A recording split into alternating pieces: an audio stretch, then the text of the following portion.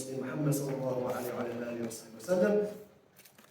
لتتعلم والتعليم والتذكر والتفكير والنفع والانتفاع والإفادة والاستفادة والدعوة إلى الهدى والدلالة على خير والتمسك بكتاب الله وسنة رسول الله. سبحان الله والحمد لله ولا إله إلا الله والله أكبر ولا حول ولا قوة إلا بالله العلي العظيم. So this evening we are going to cover two main areas within the topic of Aqidah.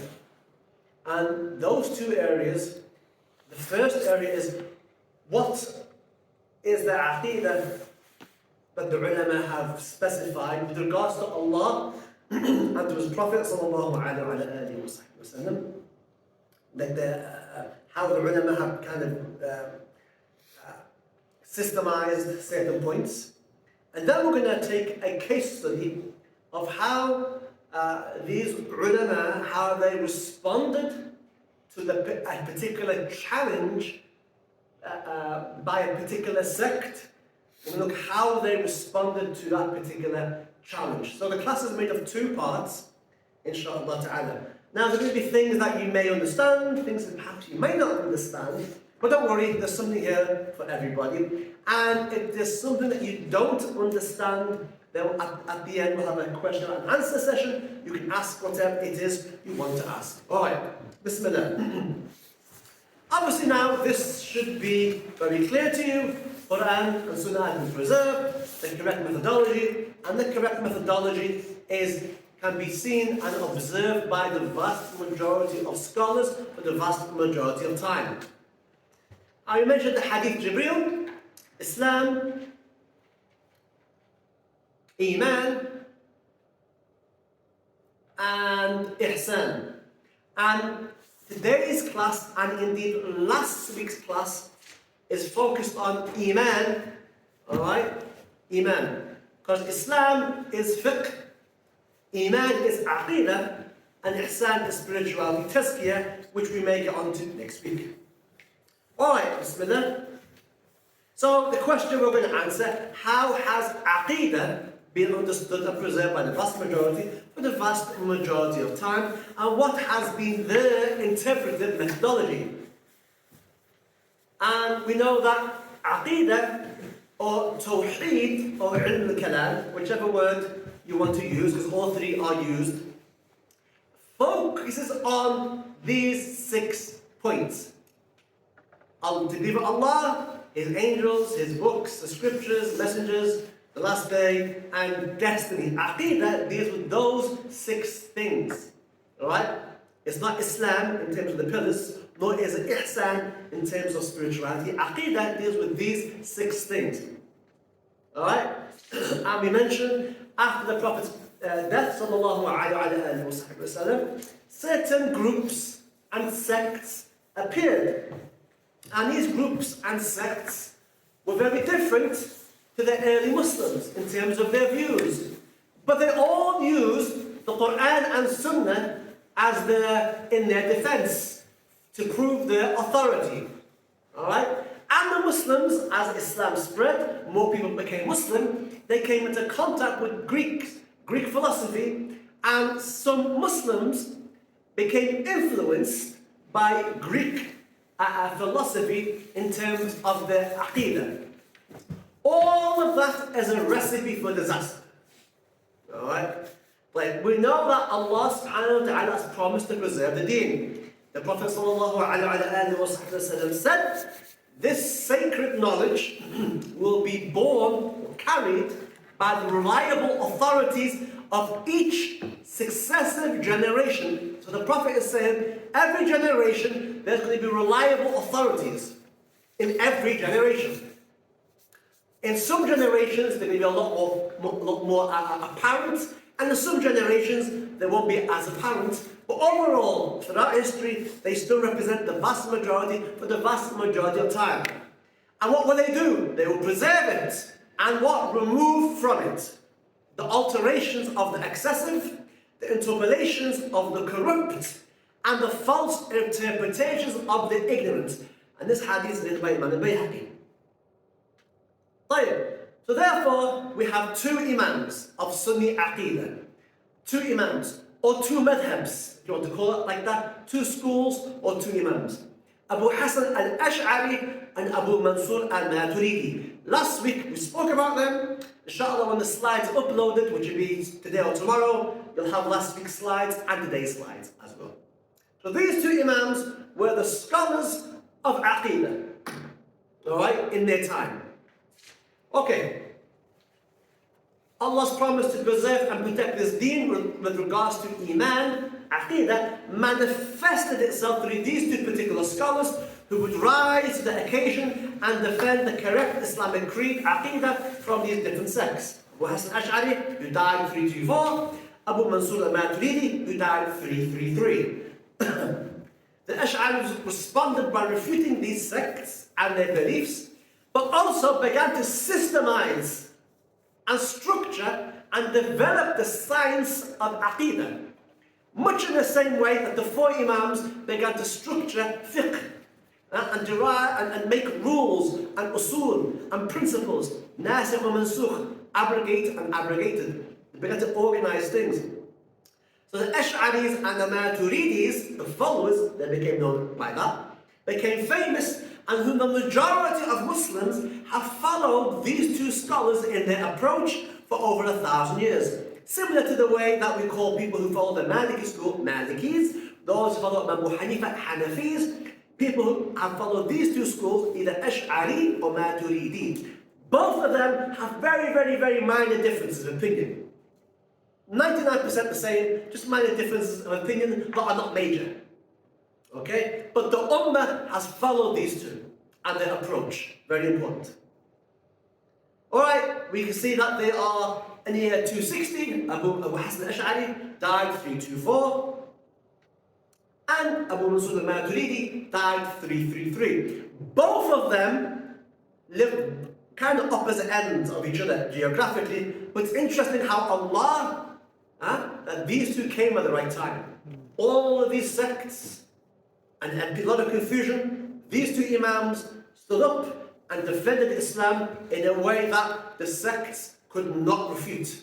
So they defeated all the different sects that arose at that time.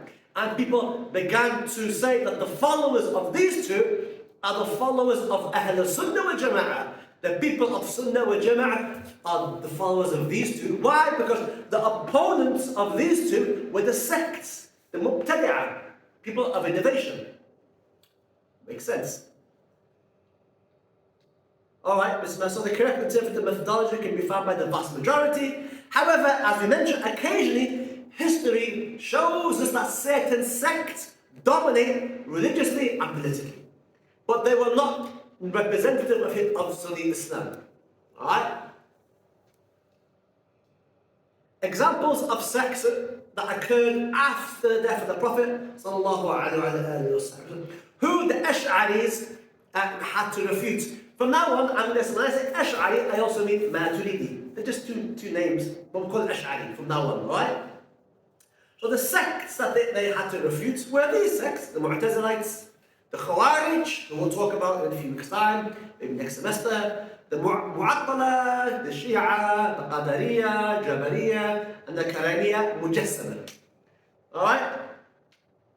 Now look, all those sects that I just mentioned can fit in that blue circle. They're all Muslim. All those sects, they are what? All Muslim. However, they are not deemed Ahl Sunnah wa Jama'ah. Because Ahl Sunnah wa Jama'ah are those who follow Abu Hassan al-Ash'ari, Abu Mansur al-Maturidi, or follow those schools. You understand that? That's very important. All those groups all say La ilaha illallah, all acknowledge facing the Qibla, praying 5 times a day, eating halal food. All those groups. And people who are outside of that are the non-Muslims. Alright?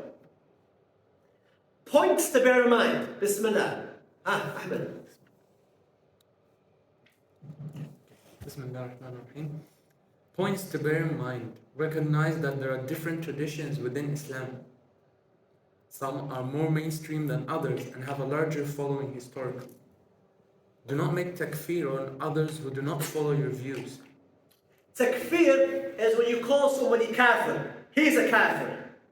Don't make takfir of somebody who's not part of your particular tradition. Alright? Even if they call you kafir, no. Unless there's very good reason, i.e. within the ulama of the tradition, say that these people are kuffar, then you can say it. But the majority, it'd be very hard place to find that opportunity in front of you. Alright, the challenge facing Abu Hassan al-Ash'ari, Abu Mansur Al Maturidi, to define the tenets of faith, Aqidah of Islam based on the Quran and Sunnah and refute innovations. Why do they have to define it? Because nobody had systemized Aqidah into a science. There wasn't a need for it yet. Right? Prior to these two, there were some attempts. Abu Hanifa wrote a book called Fiqh Akbar, Imam al-Tahawi. But in terms of a fully structured syllabus, for lack of a better word, that has very well-defined arguments, for example, and has produced a very particular set of beliefs that you have to understand, nobody had done it yet.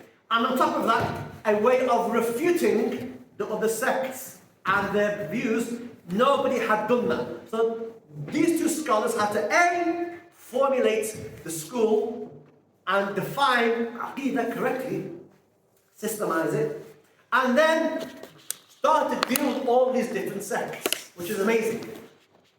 But also, they have to show that this faith was acceptable to the mind and not absurd or inconsistent. Because the faith, Islam, Allah's present, the Prophet, all these type of things, to prove that in a way that the mind can accept.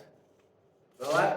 To prove that. Why is that important? Because Islam, you can't just tell a person who doesn't believe in God, what the Quran says God exists. That's not enough.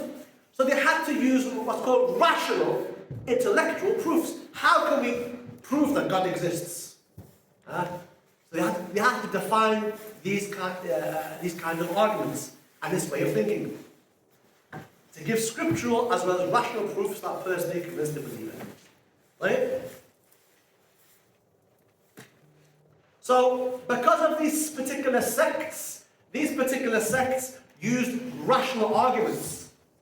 And the only way to refute them is by using rational, intellectual arguments in order to defeat their arguments. You can't tell them Quran and Sunnah because they're using the Quran and Sunnah. So you're going to come at a different angle and use rational, intellectual proofs. Well, if you're saying this, then it means this. But that's impossible. So it must mean this. I'll give you an example later on. Alright, so Bismillah, read Quran. Give you an example. Quranic proofs. Allah has not begotten a son, nor is there any God besides him. For otherwise, each would have taken what they created and overcome the other. How exalted is Allah above what they describe. Quran 23:91. That's a verse of Quran. Right? We all agree on. Allah has not begotten a son, nor is there any gods beside him. For otherwise, if there were different gods, each would have taken what they created and overcome the other. They'd be fighting each other. Well, I wanted to rain today. Well, I wanted sun today. Well, I want to do this today. Well, each one argues. So, alhamdulillah, the Ash'ari, from that, produced a series of rational arguments, such as this. Premises and conclusion based on rational arguments.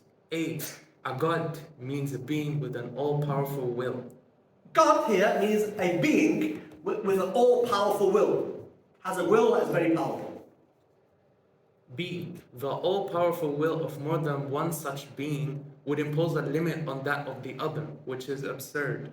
So if there were two beings, both of them had wills, both of them want to do something different, they're going to impose a limit and cancel each other out. That's absurd. Therefore, God is one and does not have a son, nor is there any God besides him. That's a rational argument. Based on the Quran, the rational argument, intellectual argument is that. Very simple. I'll give you another example.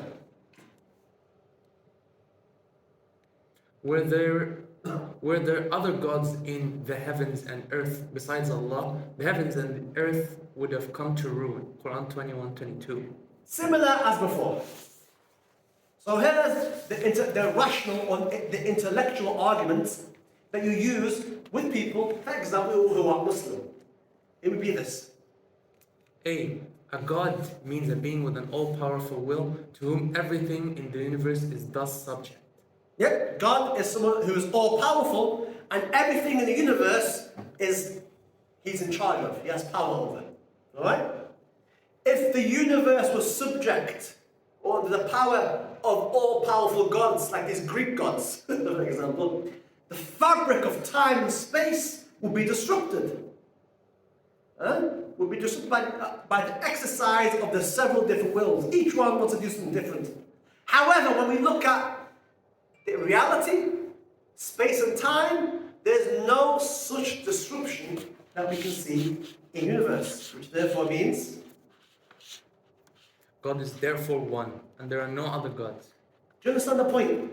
And that's what the early Muslims, the scholars, they used. And they developed it further, which is fascinating.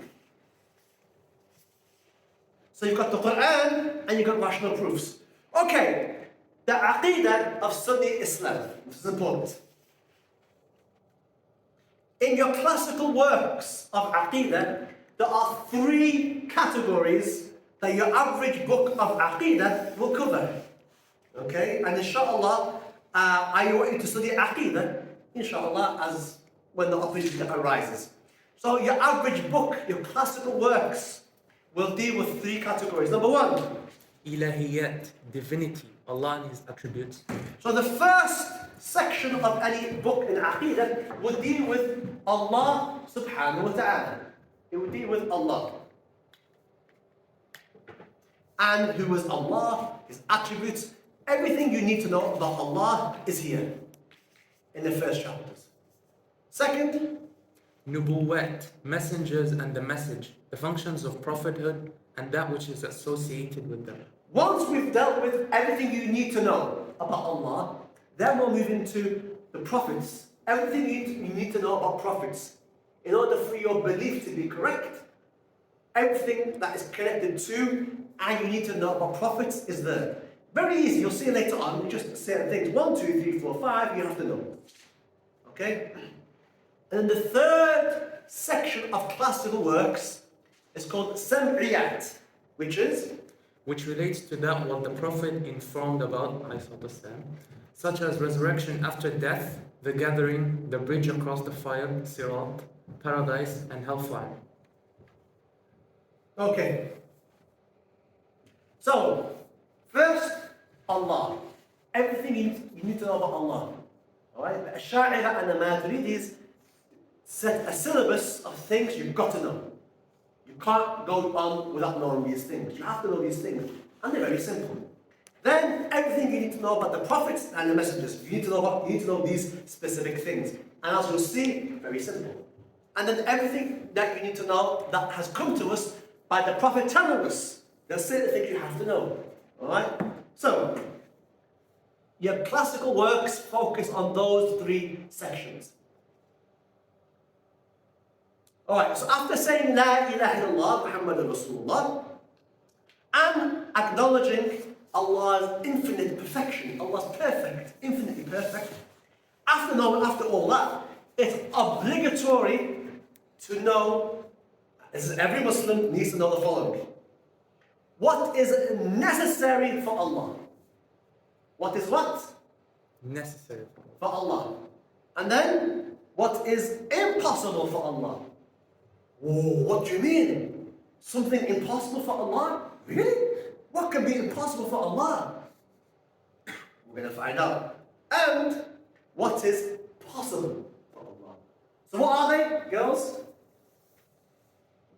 Yeah, anybody? The answers are no more. Not very hard this today. Keep it simple. You can give the microphone back. Yeah? Don't shout out all at once. It's very easy tonight.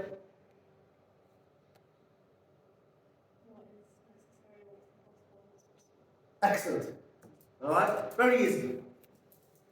So let us take The first one. What is necessary for you and I to know about Allah? Alright, so the Ash'aris kind of devised this. Alright.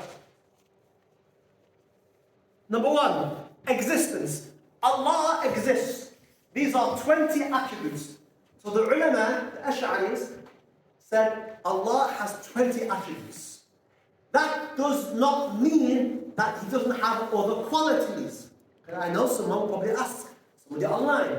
For that person who's thinking, oh, He's only saying 20 for you, inshallah, or for them, inshallah. There's other things, but again, in the Q&A, which you're here for, you won't hear the answer. Anyway, existence. Allah exists. Do you all agree? Do you agree? You look about to fall asleep. Today is not a class to fall asleep. Number two, Allah is without a beginning. Allah does not have a beginning. Do you all agree? Anybody disagree? Good. Allah does not have an end. There's not a time where He's going to finish. End, He doesn't die. No. Allah has no, He exists. He's without a beginning and without an end. This is number 4, and it's very important, and that's why I put it in red. Allah is self-subsistence.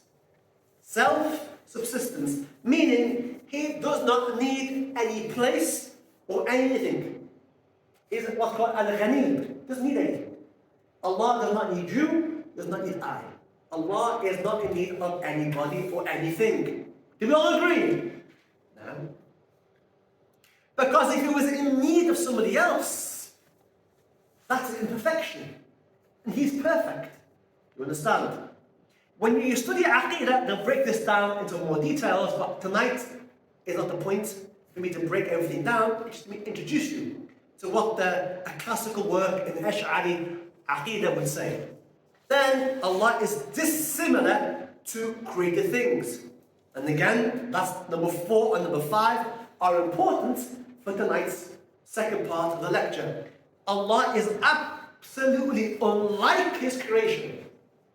Allah is not like His creation. He is dissimilar to anything in creation.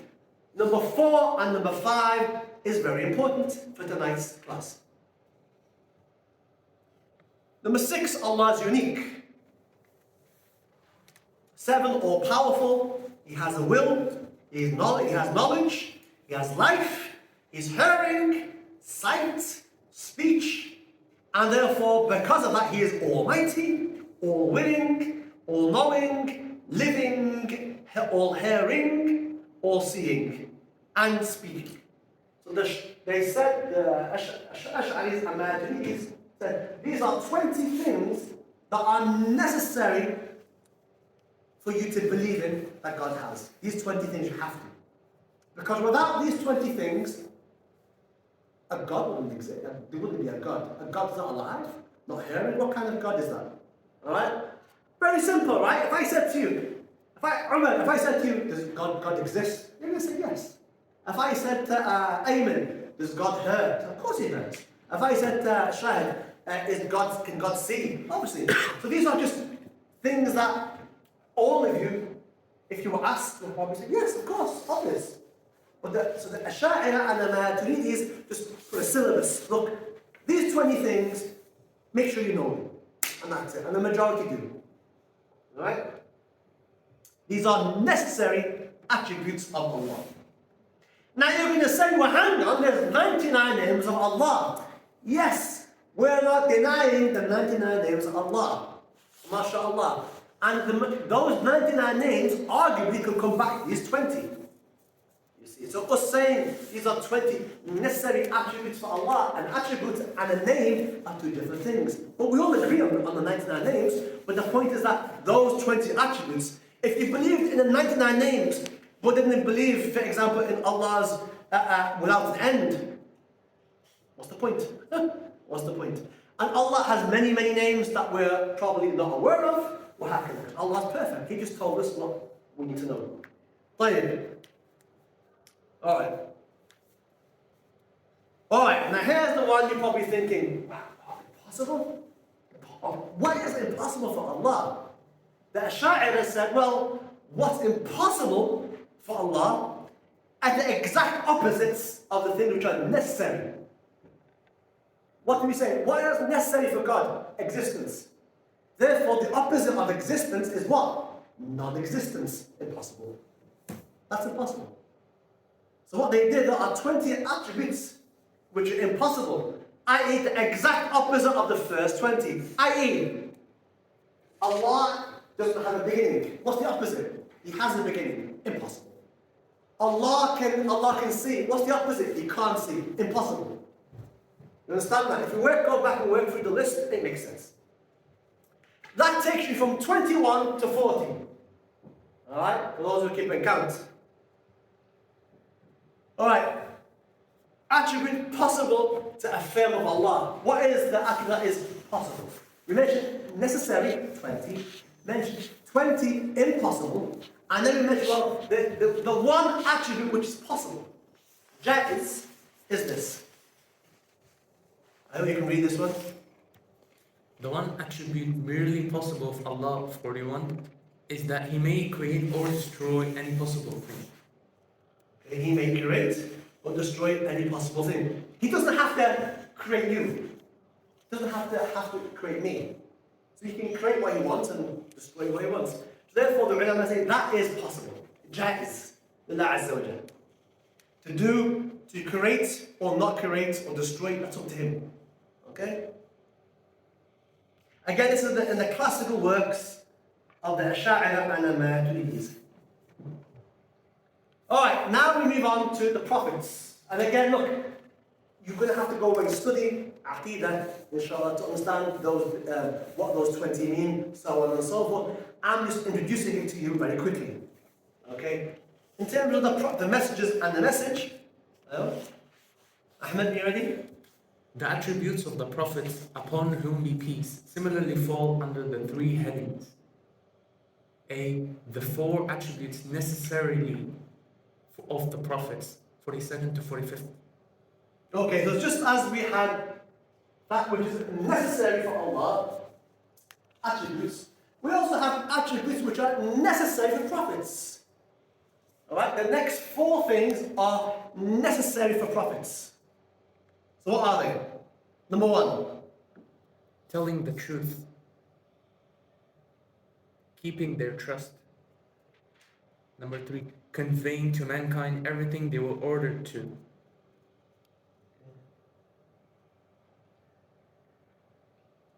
Four. Intelligence.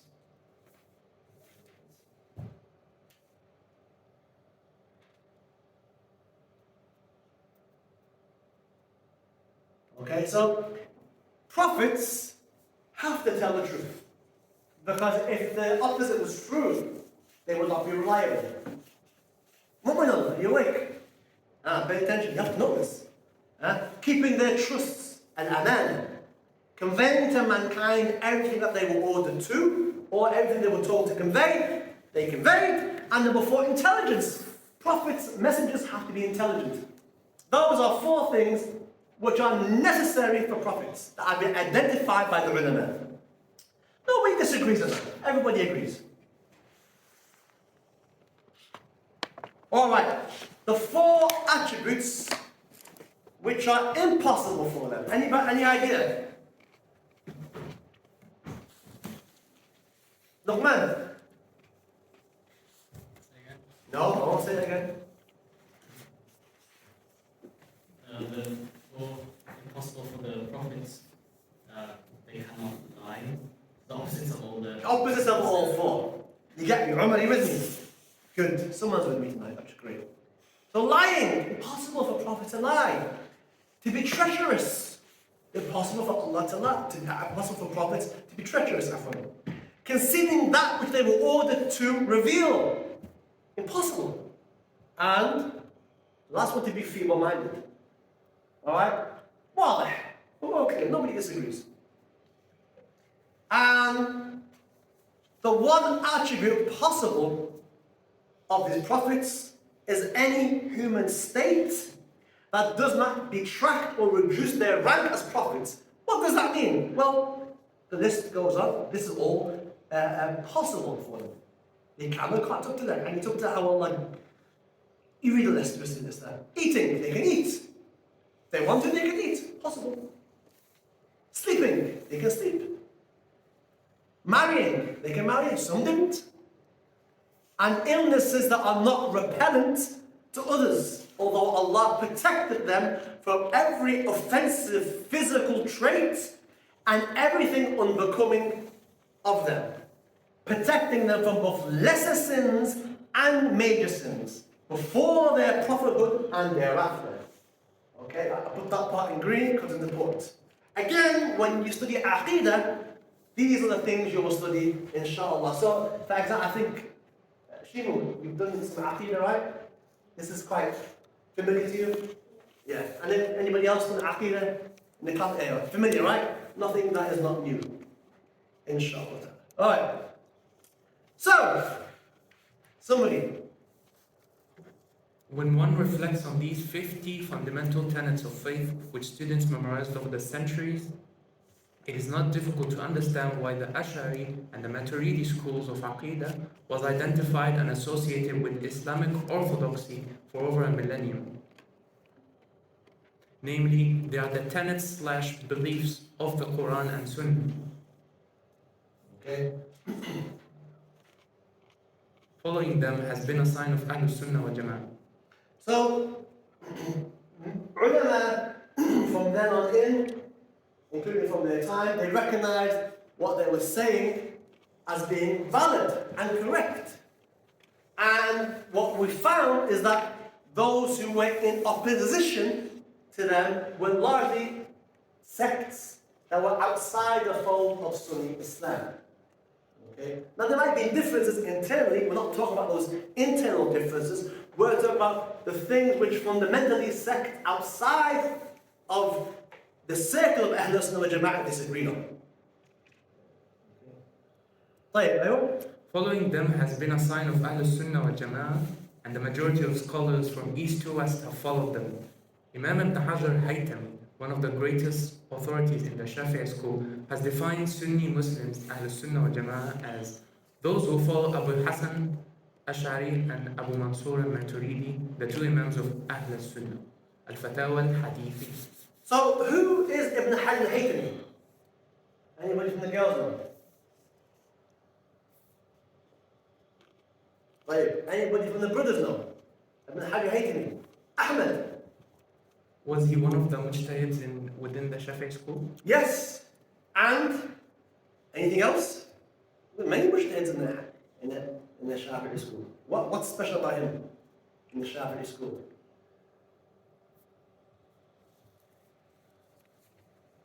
The one who said that he was a mujtahid? No. Ibn Hajar al-Haytami here is not the same Ibn Hajar al-Asqalani, different scholar. Ibn Hajar al-Haytami is in the Shafi'i school, his name carries weight.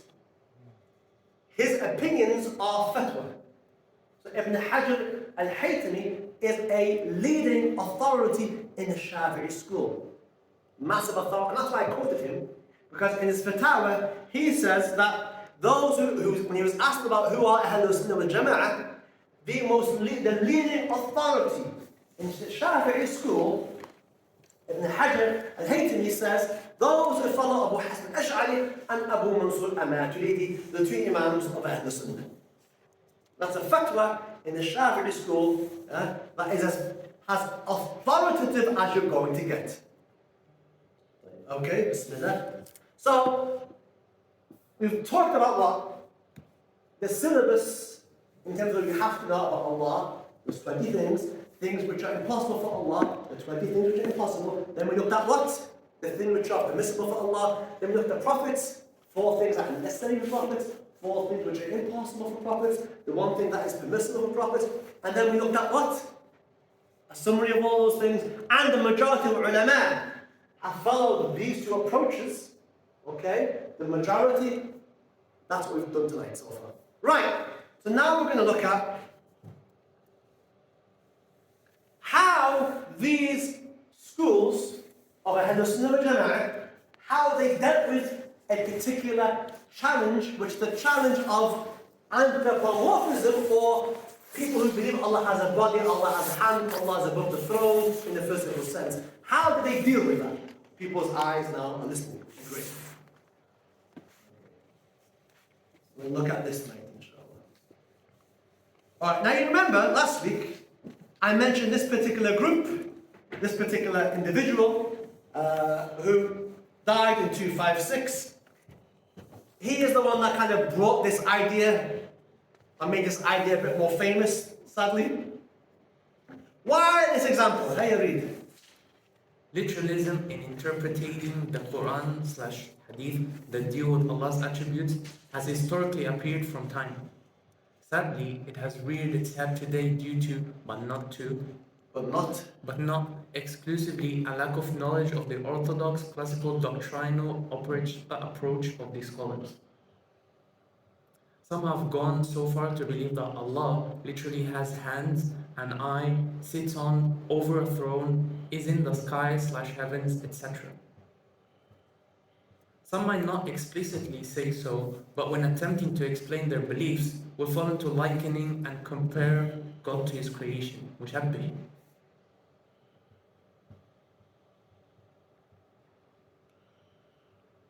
Last week, many in the audience said that they had come across these and similar views in this day and age. How does the Ash'ari and Maturidi schools deal with this particular challenge? You know that. Okay, who is familiar with this term? Elephant in the room. Hands up. Great. Nobody, is anybody not familiar? Really? Two? Okay. Or, okay, someone explain it to us. I'm great, I'm glad you said. Umar, can you explain to them in simple terms? Give the Umar the microphone.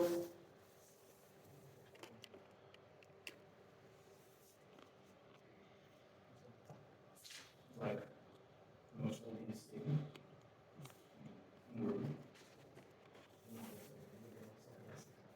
Yeah, something that sticks out. Huh? Something that sticks out. Something that sticks out. A bit more, give a bit more. Hamza. I mean, just something that sticks out. I don't know exactly how else to explain. Kidding. Something that's obvious, but you don't want to talk about because it's like more of a. Controversial thing. Yeah, it's like. Right. Can you say like I? It's like. Okay. So it's something that nobody wants to talk about, but everybody knows about it, but no one wants to bring it up. So that term, the elephant in the room, means that. Do you understand it now? Why am I bringing this up here? You're about to see why. So, the elephant in the room, if we were to look at that sentence and say, what does this mean? What does that mean? It could have several meanings, but we're not sure. Someone may say that. However, we are certain that it's not literal. There is not an actual elephant in the room. So that sentence, some people will say, you know what? I'm not sure. It could have several meanings. We're not exactly sure which. But what we are certain is that there's not this big, whopping, great elephant in the room. We'll agree on that. That's the first approach. Understand that? Another group comes along and says, elephant in the room. It means this. They take it literally and say, well, hang on a minute. Elephant? There's an elephant. So therefore, there's an elephant in the room. And they take it literally. And they may say, it's an elephant, but we don't know what kind of elephant it is. They may say that. However, a third group of people seeing this group and saying, hang on a minute, well, this is a bit, the first group, all right, that kind of, they're safe. The second group is like, literally an elephant, and they're very stuck in that way. And they say, yeah, no, it's elephant. Elephant means elephant. What kind? I don't know what kind of elephant. What's an elephant? A third group says, hang on a minute. It's a metaphoric. It's a metaphorical statement. It's not literal. I.e., there's something in the room. There's a topic. There's an issue. A thorny issue. Something controversial. Nobody wants to bring that up. So that's the elephant in the room. Something is very obvious. That's what it means. Do you see that? Huh? Do you see that? But can you see how the middle one is wrong? Right? Nobody accepts the middle one. The first group and the third group don't accept the middle one because it's absurd. There's an elephant in the room. A, what are doing there? And B, why are we in the room with an elephant? And C, why is it not in the zoo? Doesn't make any sense. Alright? It doesn't follow. You understand that? This example is very useful for tonight's topic. Why? You're about to find out why I gave this particular example. Because there are verses in the Quran and hadith or ahadith that if you were to take them literally, it would give you the wrong results. If you applied a literal approach to some verses or some hadith, you'd come up with the wrong understanding. Much in the same way as the understanding of the second group when they said literally there's an elephant in the room because the word elephant means elephant. Doesn't mean anything else. And that's what the author of that sentence meant. So they'll argue, no, the one who made that sentence meant elephant. Elephant means elephant, but we don't know what kind of elephant. Alright. But people like that today, and that's how you fall into anthropomorphism or tajseem or tashbih. Because Allah in the Quran uses hand, eyes, face, hadith, which talk about Allah descending, and so on and so forth. We look at that in the same way that we look at that example, the elephant in the room. You understand where I'm going? It'll become more clearer as I give examples. But that's kind of just the opening statement. Alright, there we go. A controversial issue which is obviously present but avoided as a subject of discussion. That's it. Cambridge Dictionary, I think. For those who don't know. Alright. These ahadith, these verses of Quran are called mutashabihat. In English, ambiguous verse and hadith. This statement is very famous. There are verses and hadith which are ambiguous. Right? We're going to talk about that tonight. That's what we're looking at. What do we mean by ambiguous, Ahmed?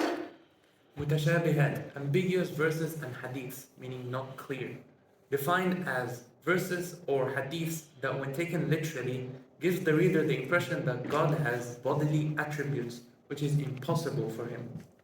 You understand that, right?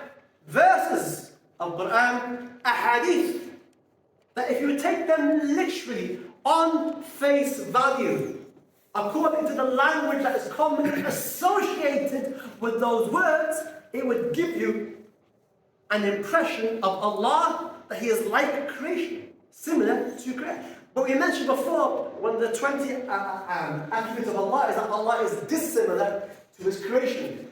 He's not similar, He's dissimilar. And Allah Azza wa Jal is self-subsistent, not in need. Examples in the Quran, tafadhal. The most merciful is firmly established on the throne, Quran 25. The hand of God is over their hands, Quran 48:10. To God belongs the east and the west. Wherever you turn, there is God's face, Quran 2:150. For indeed you are under our eyes, Quran 54:48. For the one I created with my two hands, Quran 38:75. And examples in hadith would be like this. Our Lord descends at the last third of the night, Tonight, Allah has laughed at what you two did.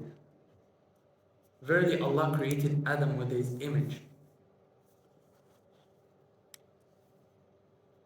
We have verses and hadith that, when taken literally, would imply that Allah has hands, a face, eyes, descends in the sky, etc.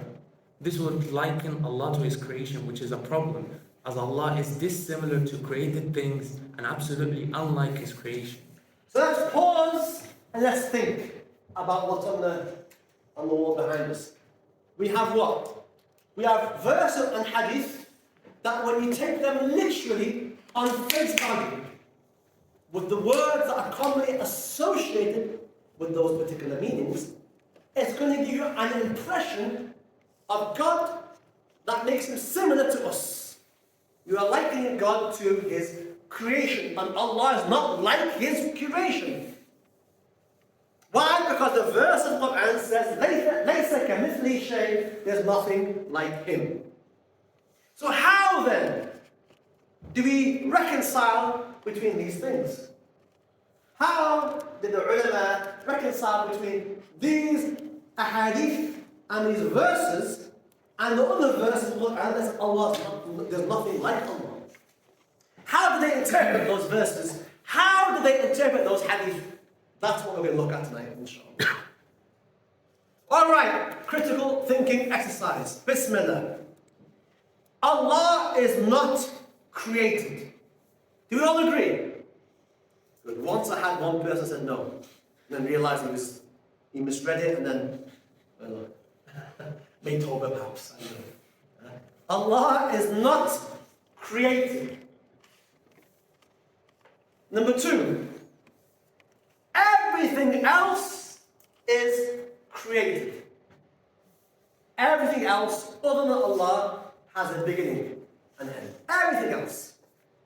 Arguably, heaven doesn't have an end. Well, no, different matter. But the point is, everything other than Allah is created. Everything else other than Allah is created. We all agree on that. Good. You guys you agree on that? Number three. Ahmed? Allah does not reside within His creation, nor does He need to, nor is He affected by it. We don't worship idols, statues, people, or places. Therefore, Allah does not reside or indwell hulul within His creation. Nor does He need to. And nor is Allah affected by His creation. When Allah created the heaven and the earth, that didn't affect Him. Because if it affected Him, there's something wrong. It's an imperfection. Allah is not, His creation does not affect Him. Alright? He's perfect. We all agree on that, right? Allah is created. Everything else, Allah is not created. Allah is not created. Everything else is created. And number three, Allah subhanahu wa ta'ala does not reside or indwell within His creation, nor is He in need of His creation. Huwa al-Ghani. Nor is Allah affected by His creation in any shape, way, or form. Which is why we don't worship idols, statues, people, or places as gods. Because God cannot reside within His creation. Ahmed gets it. Good. You girls, you get my point? Excellent. So therefore, the conclusion to this is as follows. Are you ready? Allah cannot be inside time, place, or direction, which are His creations. Allah cannot be inside time or space or any place or direction. Why? It's because they are His creations. And we've all agreed Allah does not reside or indwell in His creations. We've all agreed on that. All of us. Why? Because the verses of Quran say, there is nothing whatsoever like unto Him. Quran 42:11. Verily, Allah is absolutely free of need of anything in the worlds. and there's a the Quranic proof, Allah, لَيْسَ كَمِثْلِهِ شَيْءٍ. There's nothing like Allah whatsoever. And Allah is absolutely free of need of anything in the world. He does not need anything. He does not need a time or a place or somewhere to be or somewhere to be within. أعوذ بالله.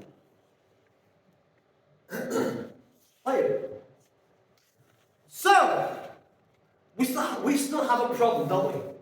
We have verses and hadith that if we take them literally would mean that Allah is like His creation. Allah descending, Allah's face, Allah's hand, and so on and so forth. If we take them literally, it gives us an impression that goes against the verse. There's nothing like Him. So how do we reconcile between this issue? And I saw a video of a Christian debating with a Muslim, and it seemed like the Muslim wasn't very clued up on this issue, and it didn't work out very well for him in this particular topic. But do you see the point? We're all awake. Good. Right, so how have the Ash'aris, and again, I mean the Maturidis by that, but we'll say Ash'ari, less space for me to type. How the Ash'aris have interpreted these mutashabihat, the ambiguous verses and hadith. Well, do you remember the elephant in the room? What do? One said what? One said, we don't know exactly. It has several meanings. We don't know exactly. But we do know what?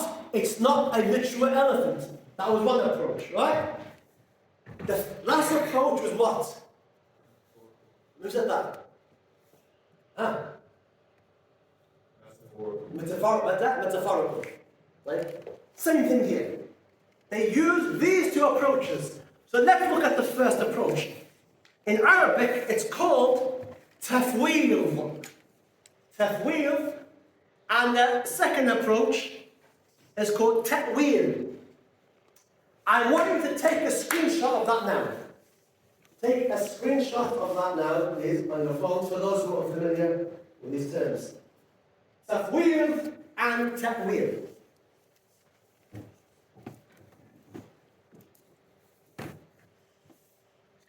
Same as the elephant analogy. Okay, that's why I put the elephant analogy in the beginning, so you got a context.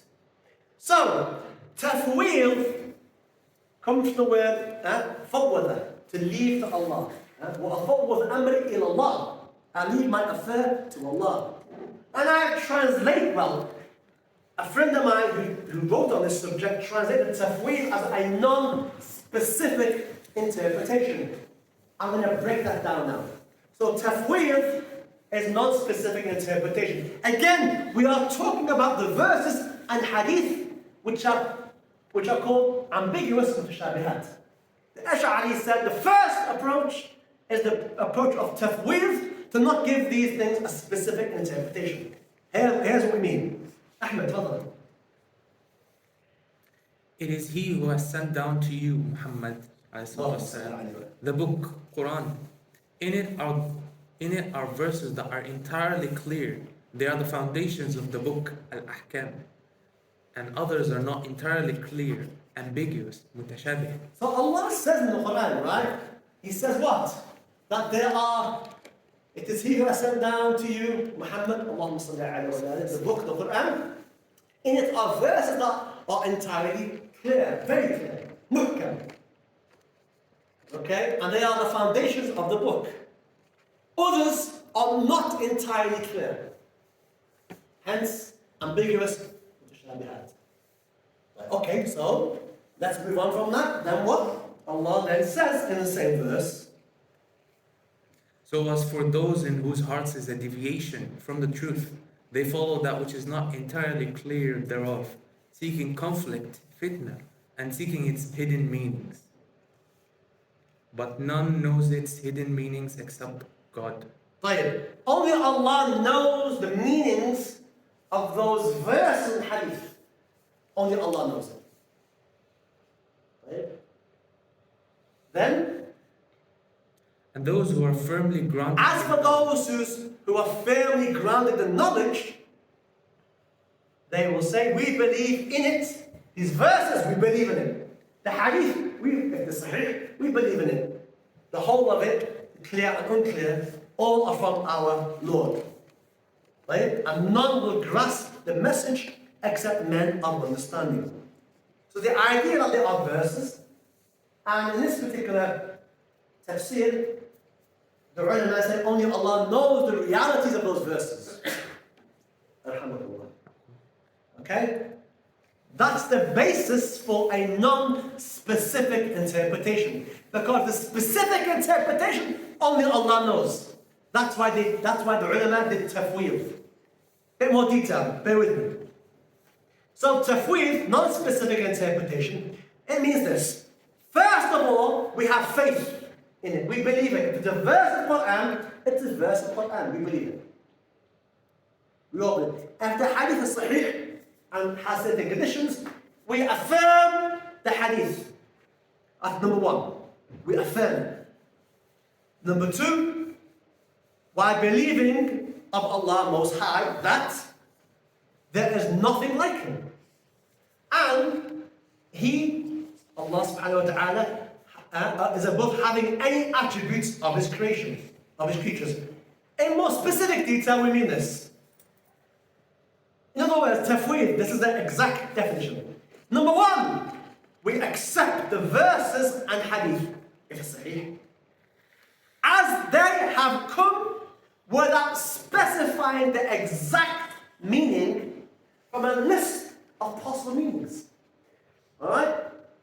Or claiming to know how they are meant. Number one, again, remember the elephant in the room? The first group said, well, there's several meanings the term may mean. There's several interpretations. We're not sure which one, so we're going to remain silent. But we're going to say there's no elephant in the room. Literally.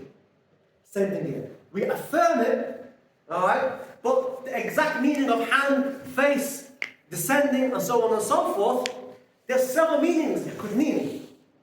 But we are going to stop short of allocating a specific meaning.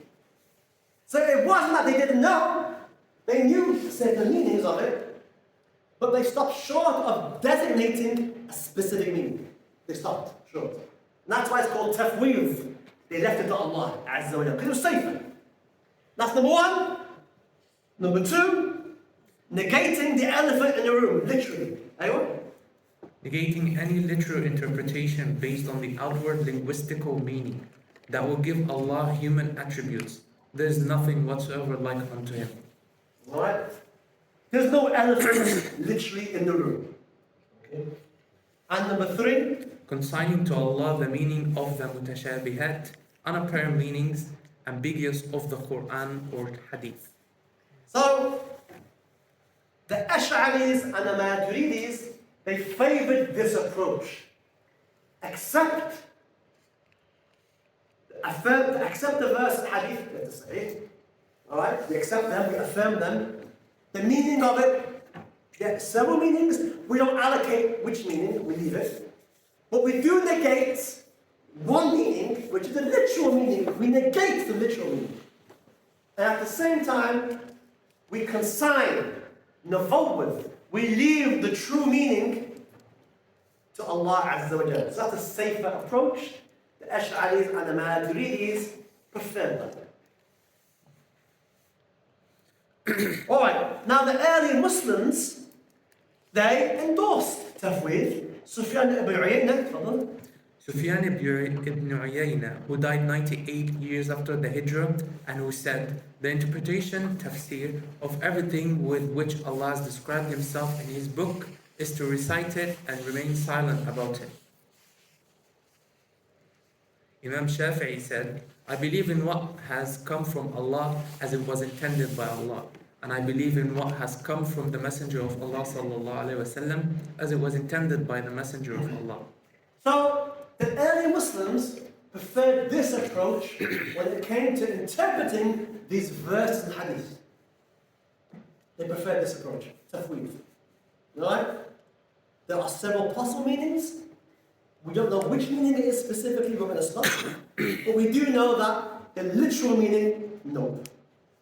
That was the way of the majority of the early Muslims. I say majority because a minority favoured figurative. And we'll get into that in a moment. Ahmad ibn Hanbal, the great mujtahid, alright, of Sunni Islam, he said this. Imam Ahmad was asked about the verse concerning the throne and hadith mentioning Allah's descending, seeing Allah, and placing his foot on hell, and the like. And Ahmad replied, "We believe in them and consider them to be true, without how or without meaning." بلا كيفية ولا معنى. Alright, so what? Imam Ahmad is doing what? He's doing what? What do we call this approach? Hands up, girls. Give the microphone. What's this approach called? Tafweed, which means what? Non-specific interpretation. We believe in these verses, consider them true without how and without a meaning. We don't give it a specific meaning. بلا كيفية ولا معنى. Ahmad ibn Hanbal said, he is established upon the throne, استوى على العرش. However, he wills and as he wills, without any limits or any description that may be made by a describer. In this book, the reference is there for those who want to go and look at it, and the translation is also there for those who want to go and look at it. طيب, continuation, tafweed. Preferred method of the early Muslim scholars, Salaf, as it was deemed the safe. Right. Why did they deem it safer? That's a more safer. Luqman, microphone.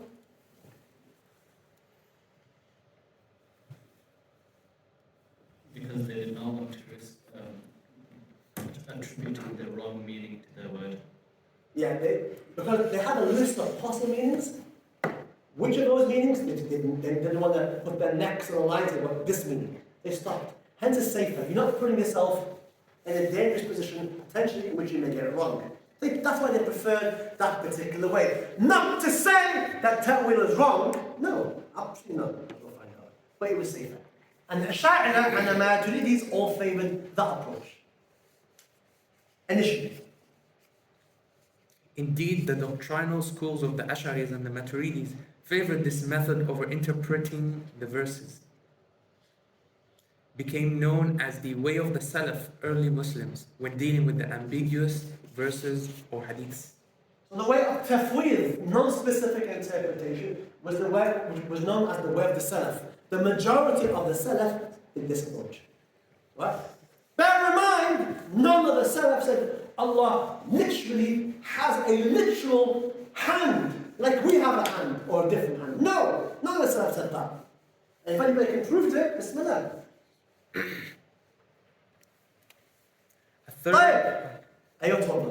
A third more older school existed that favored this approach, also called the Ahl al-Hadith or Atharis or Hanbalis. Who are they? طيب. So look, up to now we mentioned Ash'aris and Al Maturidis. And they tend to be the more famous and more well known. And the majority of the Ummah has followed them. However, there was a third school, a bit more older, known as the Atharis. Alright? Who are they? Anybody heard of them? Atharis? Two. My hands up, I'm going to ask you 4 times. Girls, anybody heard of Atharis? Boys, hands up. 1, 2, 3, 4, 5. Okay. Who are they? Well, we're going to explain who they are.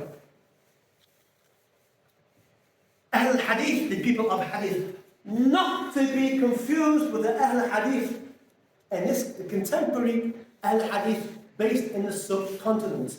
We are not talking about those people. We are talking about a group, a historical group known as the people of Hadith. All right, very early on, when it comes to the science of Aqidah, the term Ahl Hadith has a specific meaning. So who are the people of Hadith when it comes to Aqidah? Are you paying attention? In Aqidah, those whose position regarding God's attributes was that of tafweed, consigning the actual meaning to God. See later.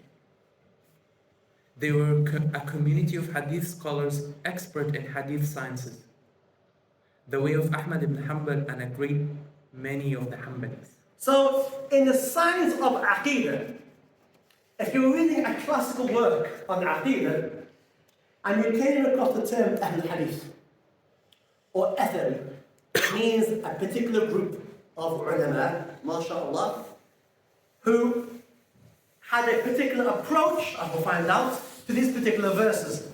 And they followed the way of Ahmad ibn Hanbal, alright? Which is why they're also called Hanbalis as well, when it comes to Aqidah. So while we have Hanbali in fiqh, we also have people who say they're Hanbali in Aqidah. What they mean by Hanbali in Aqidah, they mean they follow the Athari way. Hey, what's this Athari way? What is it? The term Athari or Hanbali is used interchangeably with Ahl al-Hadith. They did not have a distinct doctrinal theological position that differed to the traditional Ash'ari or Maturidi schools. However, the Ash'aris or Maturidi schools were more advanced and developed.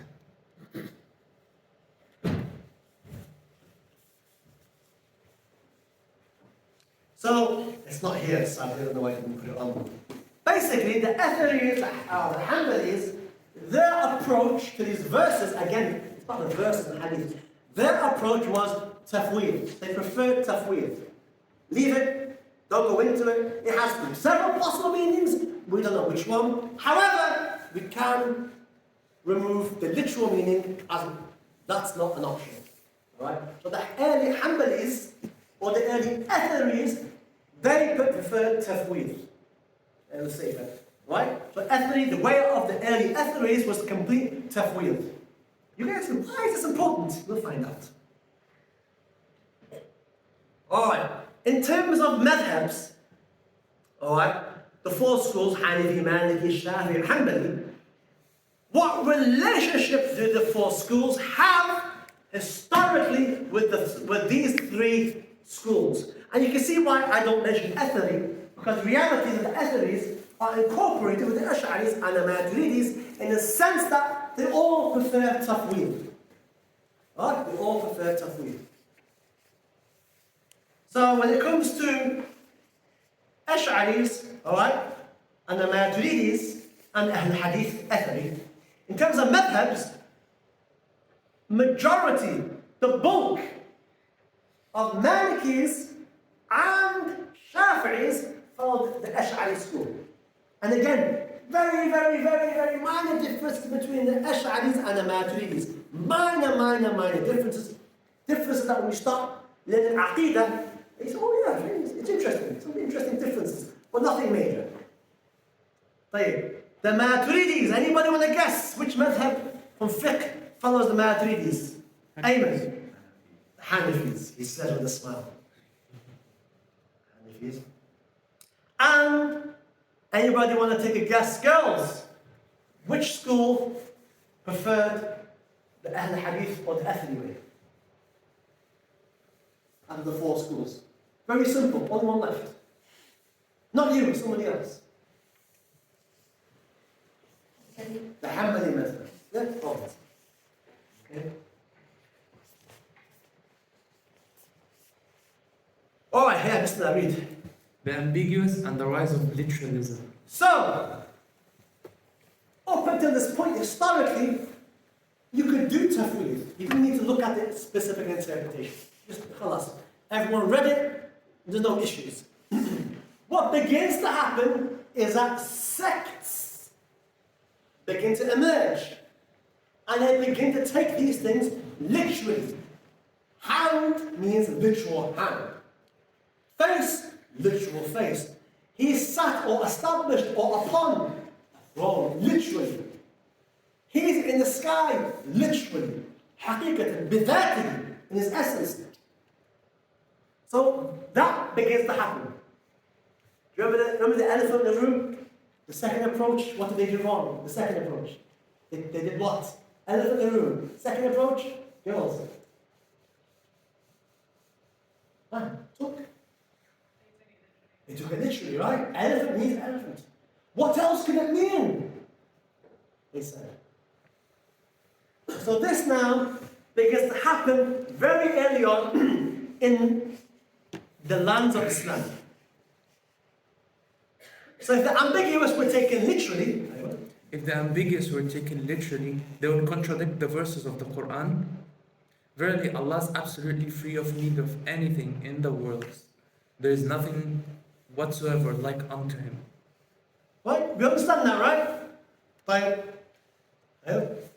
Sadly, literalism became more popular and widespread with the expansion of the Muslim world and the emergence of sects. The time-tested and safe approach of the early community, the Fuid, who were not faced with the problem of literalism, was no longer a practical response to the problem of anthropomorphism that threatened people's Aqidah. So look, alright, I'm going to make it a bit fun. If somebody said to you, who can I one of you guys, mu'min, is that okay? If I say to them, mu'minun,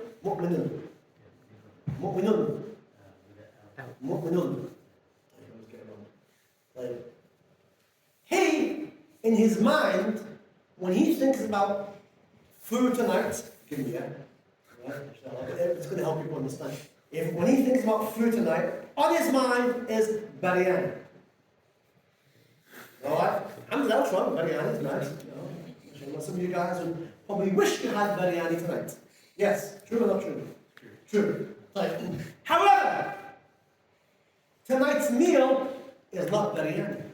Tonight's meal is lamb. Aywa, that's what I was thinking. That's exactly that, lamb karai. So he associates biryani with tonight's meal, and that's wrong. Why? Because tonight is lamb karai. Now, if I take the approach of saying, look, don't think about the food tonight. Don't think about it. And get out of your head. It's not that, something else. If I say to him, do tafweed, don't think about it, alright? That's not going to be enough for him. Because he's already thinking about what? Biryani. I now have to, with this challenge, I have to give him a different approach. So now I'm going to say, look, no, it says lamb karai. And he, oh, okay, yes, okay, I accept that. What have I done? I've taken him from what? Lamb biryani, taken him over to what? And now that's more acceptable. Same thing here, the Ash'ari and the Maturidis did the same thing. You can't say to somebody, don't think about these verses. The man already thinks Allah's got a literal hand. Allah is literally above his throne. Allah is in the heavens. You can't say to him, do the approach of the early Muslims. Don't think about it. Don't just leave it in that. Forward for Allah. You can't do that. In the same way, I can't convince him to move away from biryani because it's not Islam karai. I have to give him a different approach. And that's what the Ash'ari and the Maturidis did. They used figurative interpretation. Like the elephant in the room. It's metaphorical. Alright? These examples are crude. But I'm trying to simplify a topic that is somewhat dense to an audience. Because I believe that people need to know this. People say, no, it's too complicated. I disagree. I think many of you are intelligent people. If it's explained in the right way, you accept it and you understand it. And the past 8 years have shown me that. In fact, people convert to Islam from these classes. No. Okay, let's continue. So, this response. Okay, I don't want you being now, somebody says, lamb biryani, karai, ta'wil. Alright? This response was taken by latter scholars from the Ash'aris and the Maturidis, okay, to figuratively interpret them by doing ta'wil. Right? So ta'wil is the second approach. Figurative interpretation. Elephant in the room, metaphorical. There's an issue. It's something that's controversial. It doesn't mean the elephant. It doesn't mean Allah has a literal hand and face and feet and all that.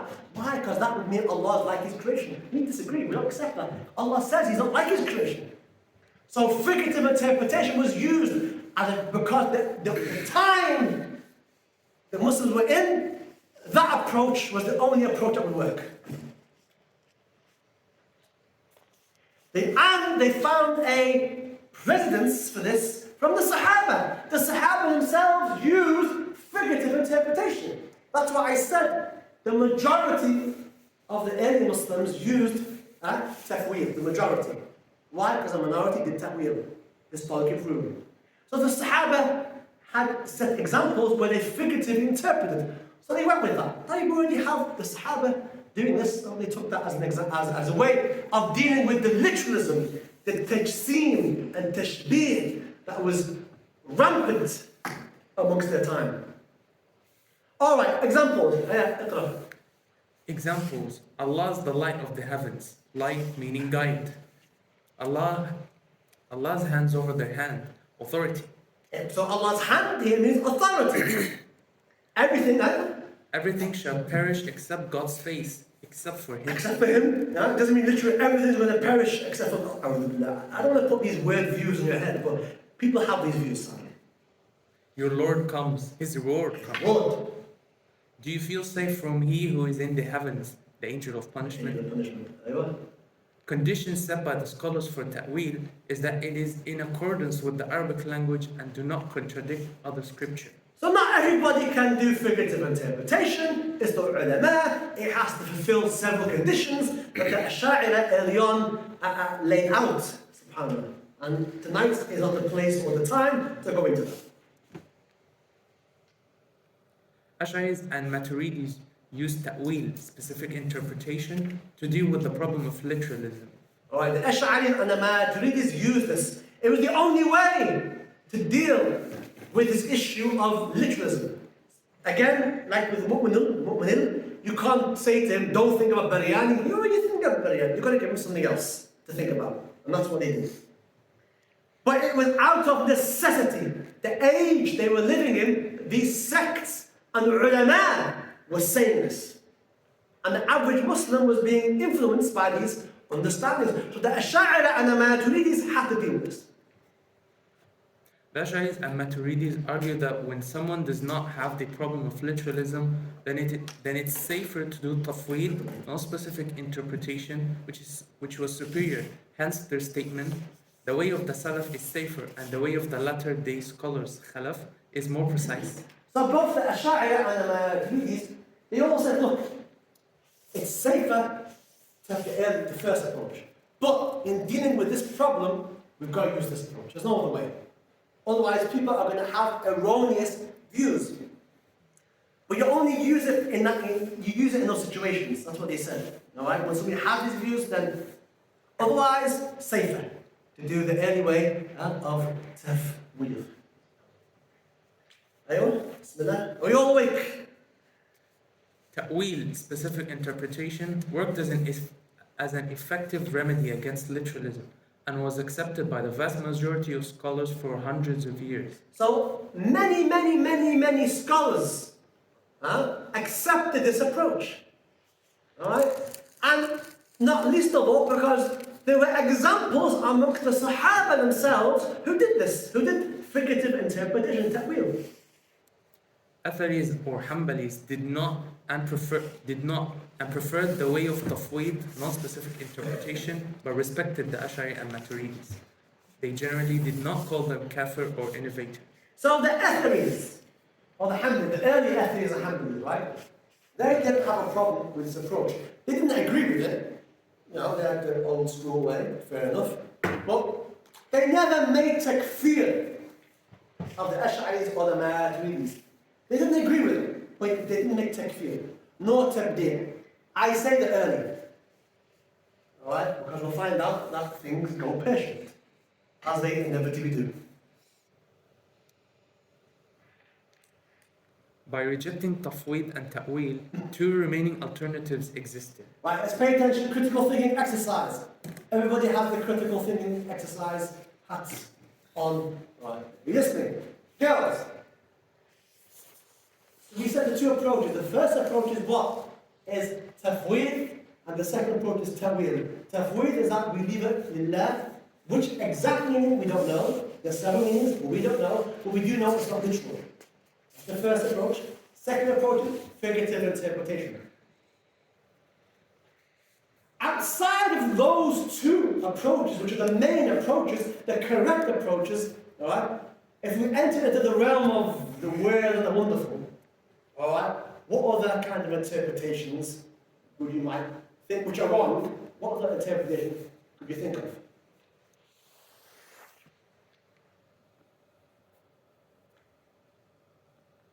We are not going to look at it and specify, as always figurative. Outside of those two mainstream, what's left? What's left is not a viable option. What are they? Those options which are not viable, which are not correct. Number one, literal. Alright? Everybody, every scholar, alright, is in agreement that you can't literalism off the table. No one's going to stand up and say, I am mujassim, I am mushabbih. No one. Nobody. Because that's like saying, you might as well say you're wrong. Right? No one says that. Everybody, all the groups say we're not that. However, some groups, what they say and what they do are two different things. Alright? What's the other alternative? Umar al-Ithmat.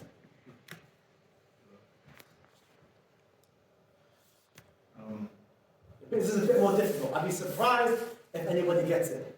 Giving you the multiple meanings and asking yourself to convert, which is wrong. Okay, yeah, but yeah, okay. Alright, right. Caught me up there.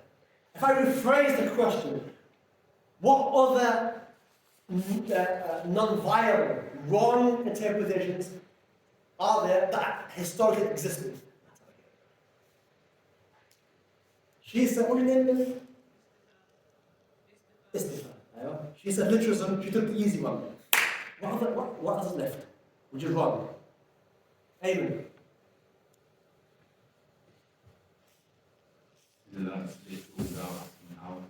No, that's still literal. That's still literal. Literal's been taken off the table.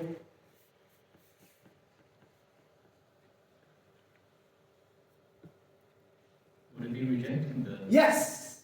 How did you know? It's the only option. Yes. To reject it completely. To reject those verses completely and say, no.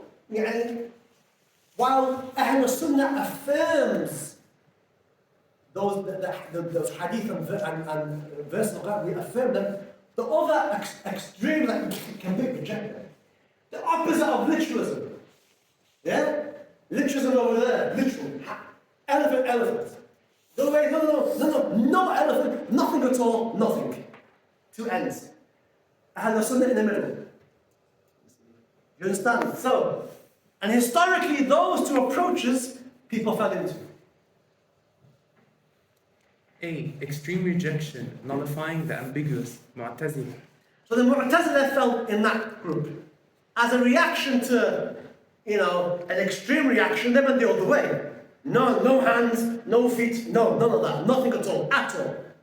Went the other way. However, the other group went the other way. Taking them literally, the anthropomorphists. So both of these groups are an extreme reaction to each other. I don't know what the word in English is for that, but opposite poles. Okay. Is it one word?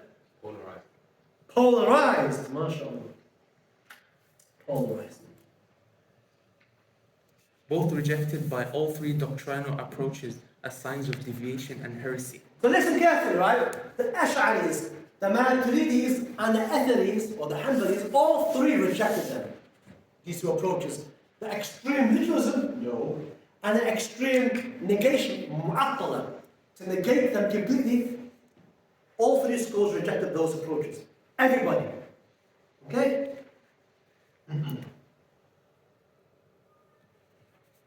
Right. So here we come to a historical problem. This is important. The Hanbalis and the problem of anthropomorphism, tajseem and tashbih. Okay? And this has relevance in this day and age. The Hanbalis and the problem of literalism. As we have learned, the Hanbali school inclined towards the approach of the Ahl al-Hadith when dealing with the ambiguous verses or hadith. This was non-specific interpretation, tafweed, and not ta'weed. Specific. We all know that, right? Right? The Atharis or the Hanbalis did not prefer figurative interpretation. Keep it safe, did tafweed. Sadly, there was a rare development in the Hanbali school fiqh. A branch of them inclined towards anthropomorphism, giving Allah a bodily form, and used the ambiguous to do so. So, historically, within the Hanbali school, the Atharis, and they didn't have, generally, they didn't favor figurative interpretation, although there were exceptions, as we'll find out. They begin to fall, not all of them, it's a rare development. Some of them begin to fall into anthropomorphism, tajseem and tashbih. Right? And that's a problem. Because these are scholars, these are people who are authorities, and people listen to them.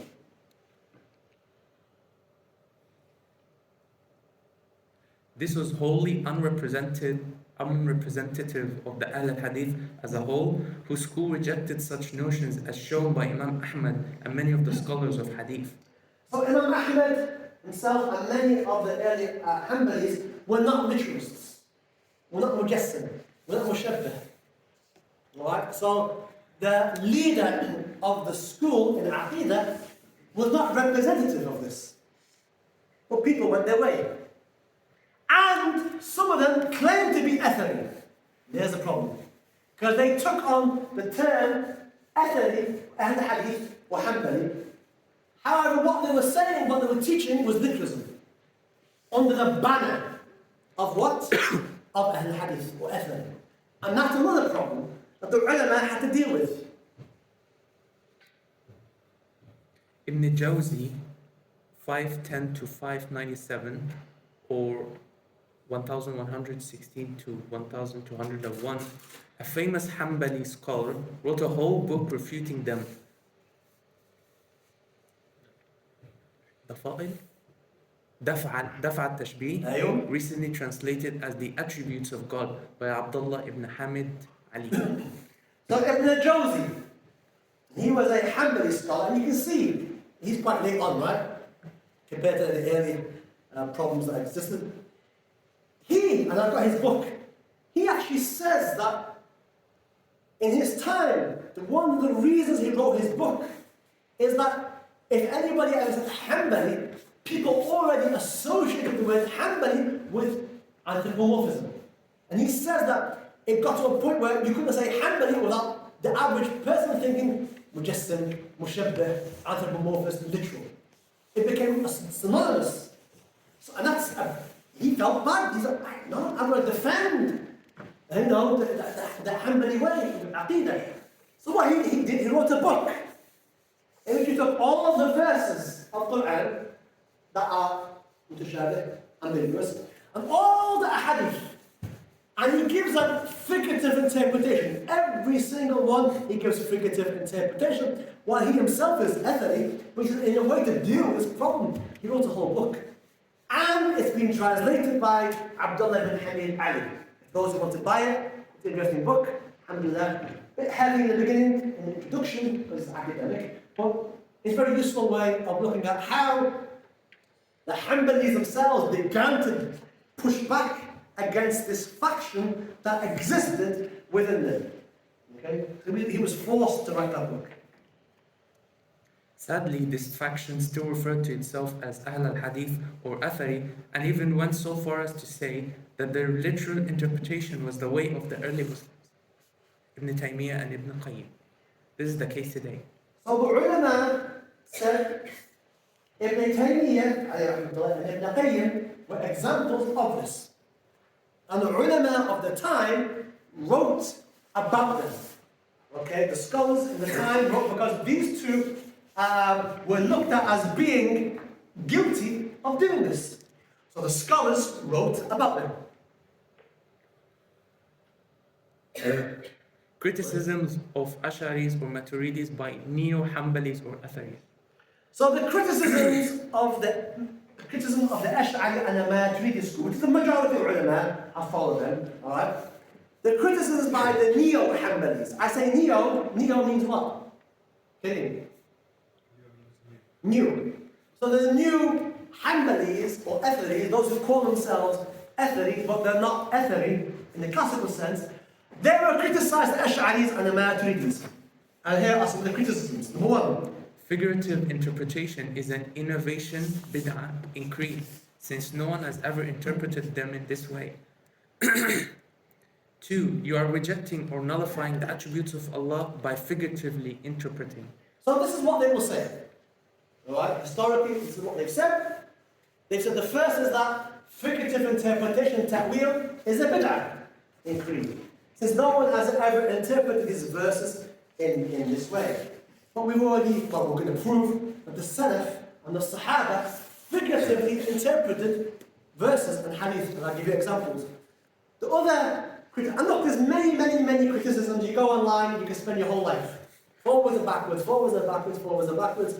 In the end of the day, the majority have followed the Ash'ari and the Maturidis and the Atharis of the early times. Right? Okay. And number two, perhaps more of an issue. They will say, you Ash'aris who are figuratively interpreting, you are rejecting and nullifying the attributes of Allah by doing that. What they say is that by you figuratively interpreting hand, you are taking away an attribute of God. Now we're going to look at these two, and inshallah we'll end off. Alright, examples of figurative interpretation by the early Muslims. Forgetting. Right? Bismillah, today. Today we forget you as you have forgotten this day of yours. Ibn Jarir al-Tabari, who died 310 years after the Hijrah, and who explains the above verse as meaning. Because Allah can't forget. The idea of forgetting, literally, if you take forgetful and literally, Allah, there's a reflection on Allah. So the early figurative interpretation of that would be, this day, resurrection day, we shall forget them, so as to say, we shall abandon them to their punishment. So forgetting here means to abandon them to punishment. Alright? Doesn't mean biryani, it means lam krahi. Okay?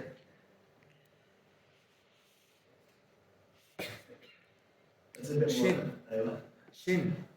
On a day when the shin shall be exposed, they Let shall me explain this. Somebody understand this one. Alright. You girls over here, right? If someone's about to have a fight, alright, inshallah with you guys, or not you neither, and they put the sleeves on it like that, what does that mean? It means ready to cook or do wudu or fight. In this context, fight. But what does that mean? And it's about to get on, right? Yeah? Is that what that means? The Arabs back then, alright, it means you're angry, good, I like that. The Arabs back then, they would not do that.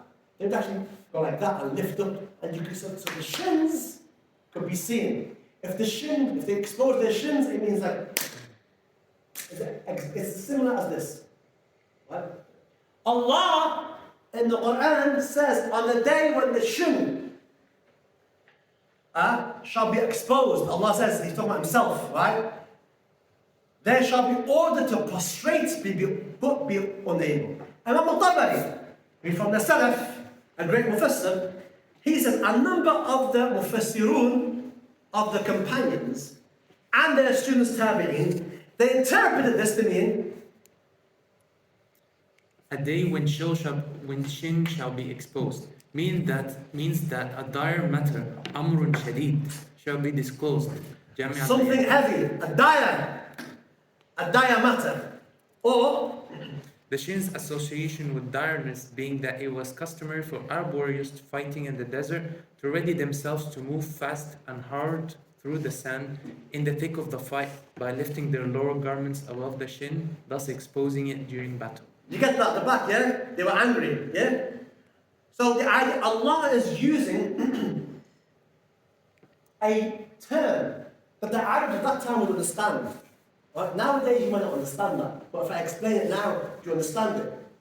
You see why Allah used that term so the Arabs could understand? But nobody thought it meant that Allah literally has a shin. No one thought that. It's a figurative interpretation. Okay? Bismillah. Allah's coming. The Hadith master Hafiz Ibn Kathir reports that Imam al-Bayhaqi related from Al-Hakim from Abu Amr ibn al-Sammak from Hanbal, the son of the brother of Ahmad ibn Hanbal's father, that Ahmad ibn Hanbal figuratively interpreted the word of Allah Most High. So here's Ahmad ibn Hanbal, by the way, who is from the Hanbali, the Atharis, who the majority of the preferred tafweed, non-specific interpretation. Here's Ahmad ibn Hanbal himself giving a figurative interpretation, which is interesting. And your Lord shall come.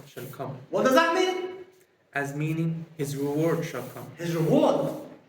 His reward. Not literally Allah comes himself, because that means he has a body. He has a body, he's walking. If he's walking, he's doing something that resembles us. And it just leads on to a whole mess then. Allah is not like you are. Therefore, your Lord shall come, his reward shall come. The throne, the famous one, he rose above the throne. This signifies his authority, control, and ownership. Yeah? Istawna. And the face, example there. Wherever you turn is the face of God. It means wherever you turn, God is there with his knowledge and power. So that means that the early Muslims, the Sahaba, used figurative interpretation. No problem there. So the ulama used those examples in other places as well. We'll skip this one, we're nearly finished now. Right. As for the other thing, we've nearly finished now. As for the other criticism, is when they say by doing figurative interpretation, you are negating an attribute of God. I.e., bear with me, yeah? If we're saying Allah's face, forgive me for putting this in your heads, it's the Abraham. And there's somebody who believes that's a literal face. Literal. Allah has a literal face. We don't know what kind, but there we go. And if I'm going to say no, face, we're going to figuratively interpret it, to me, I'm going to be upset. Why? Because to me here, face is a literal thing, is it not? And if somebody's going to figuratively interpret, which I don't like, I don't agree with, he is negating an attribute of God that I believe is right, which is wrong. Are you with me? Yeah? And that's why I'm going to kick back at that. I'm going to kick back, no. By you figuratively interpreting, you're rejecting the verse. By you figuratively interpreting, you're rejecting an attribute of Allah. Allah says in the Quran, elephant. Allah did not say elephant. Oh, he didn't put that in his field. But the point is, it's the same thing. The elephant in the room, if I'm going to reject or start fighting, being angry at other people who don't take my literalism, everyone, they're all wrong. Elephant is elephant. The one who coined that term, introduced that term, he meant elephant. He said elephant. What kind of elephant? I don't know. Elephant. And if you start to figuratively interpret, I'm going to fight back. No. You are disobeying the man who wrote that phrase. Because he intended it literally. Listen, now back to the Quran. Allah says nothing like him. Critical thinking exercise. When you are figuratively interpreting, what are you rejecting? Are you rejecting the verse? No. Are you rejecting that it has a meaning? That is correct. No. So what are you rejecting? The literal. Which to me is the only way. I say no. Your literal understanding is not the correct understanding. Nobody's ever understood it that way. And I'm not saying that the verse is wrong or whatever. All I'm saying is that your literal interpretation is a wrong interpretation. Why are you restricting it to one literal interpretation? We reject that. Why don't you accept the figurative? Just keep quiet instead. But no, literal. Hand is hand. What kind? We don't know. You'll be giving a hand. Do you understand that, inshallah? That's where the issue then comes from. we are rejecting that which is not befitting of Allah's majesty and goes against the Quran. We are by doing figurative interpretation, we're rejecting the literalism. Also, what do you say about the Sahaba and the Salaf who did figurative interpretation? Sahaba interpreted figuratively. If that was wrong, then if we're wrong, if the Ash'ari are wrong, then the Sahaba are wrong. Because they did it as well. Inshallah ta'ala. Interesting topic, has many usages today. Are they nullifiers? We are nullifying the literal interpretation which we are commanded to in the Quran. طيب. No one from the early Muslims ever interpreted literally. Okay.